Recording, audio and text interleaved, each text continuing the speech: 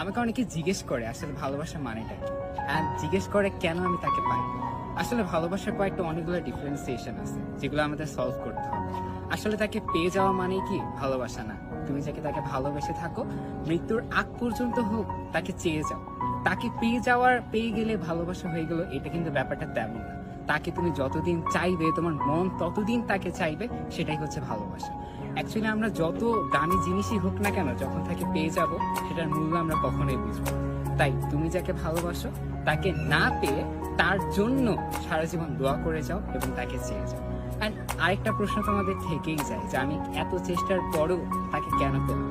হয়তো সৃষ্টিকর্তা তোমাকে তার ভাগ্যে রাখেইনি, কিন্তু তুমি তাকে পাওয়ার জন্য সর্বশেষটুকু চেষ্টা করতে পারো। হয়তো 0.001% চান্সও যদি থেকে থাকে, তাও আমি তোমাকে বলবো তাকে পাওয়ার জন্য চেষ্টা করেছো।